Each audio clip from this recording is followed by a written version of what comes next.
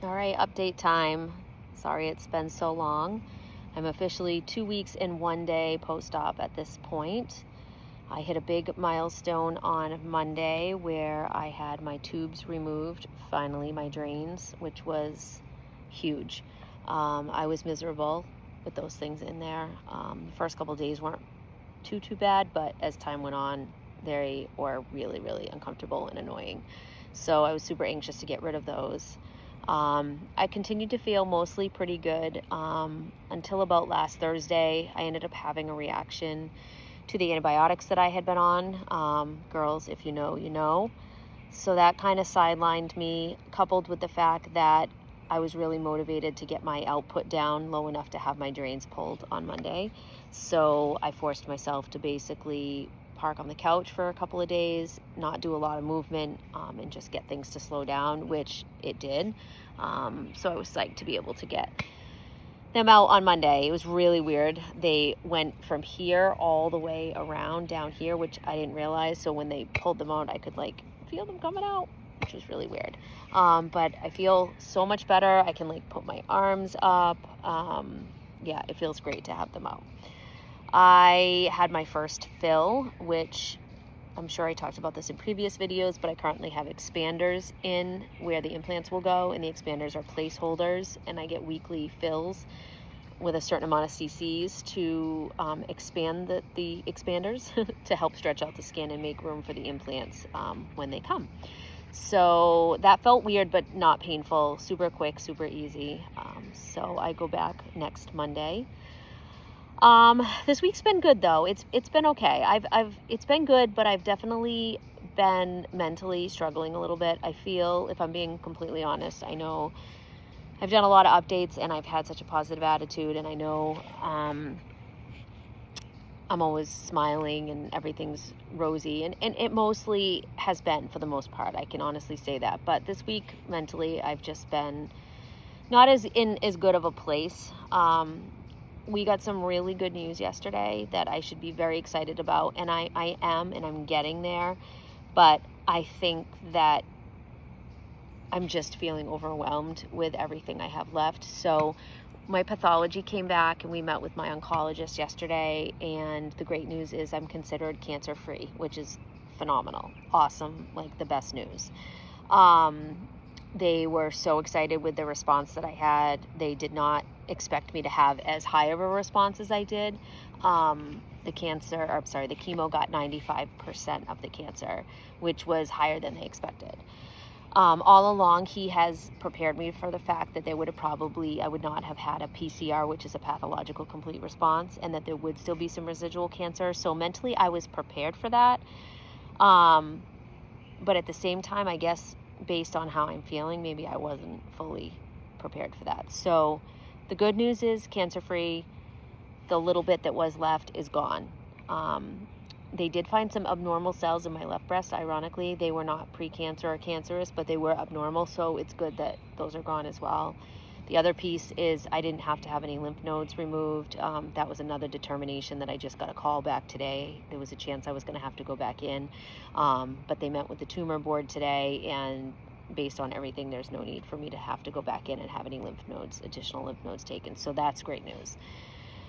But the other part of it is I still have another year of treatment, and it includes chemo again. So, and it's a lot, 14 rounds of treatment, which again, this is all stuff I knew potentially could happen.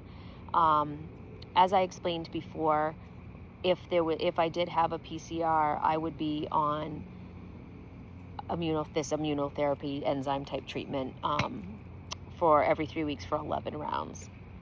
And that's to target the HER2 receptor, which is the hormone, one of the hormones that was really fueling my cancer.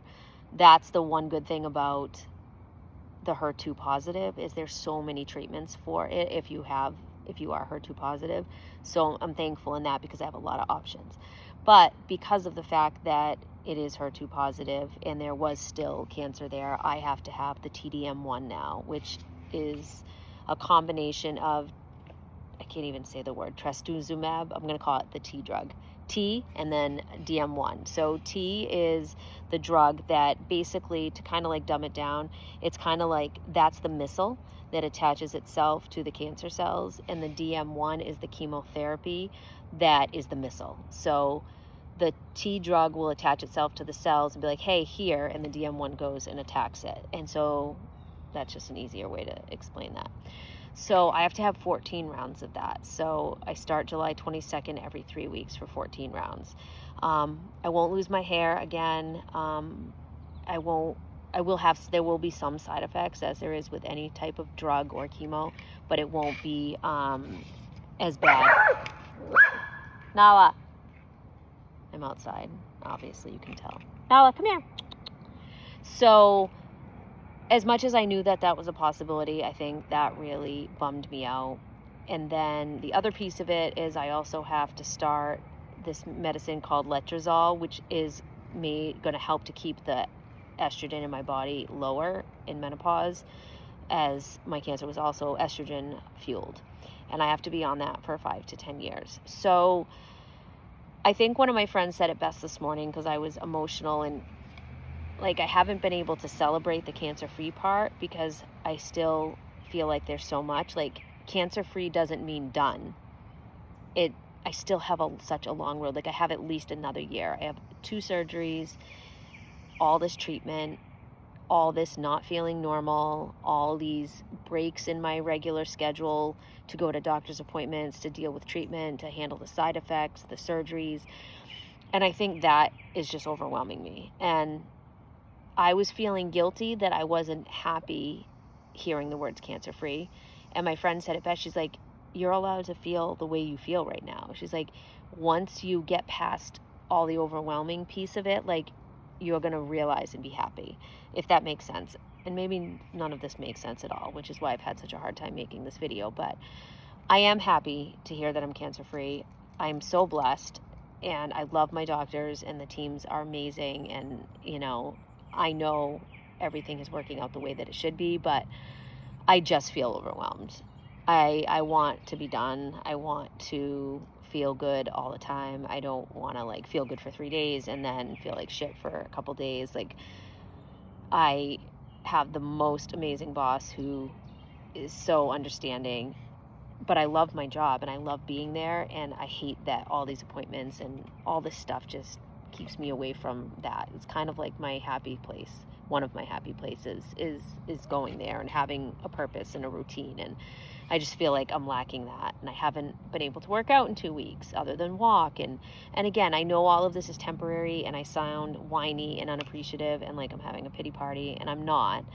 I am a little bit, but I'm not in the big grand scheme of things. But I think I just need to go through all the feels before I can come out the other side. So that, I tried to make that short, but it's obviously not very short. So I apologize for being so long-winded, but my hair is growing back. I still have the freaking stupid bald spot. I mean, it's getting there. It's growing in, but it's not as thick as this. I don't know. I have a little bald spot there too, but it's still soft and it's coming in. So, and it's really nice not having any hair for the summer because it's so nice. So anyway, as we head into the 4th of July weekend, we're about to see some very, very good friends who we haven't seen in way too long, and I'm beside myself with excitement to see them tomorrow. So that gives me something positive to focus on, and the weather's going to be great. And yeah, so I hope everybody has a great 4th of July, and I will update again in a few weeks.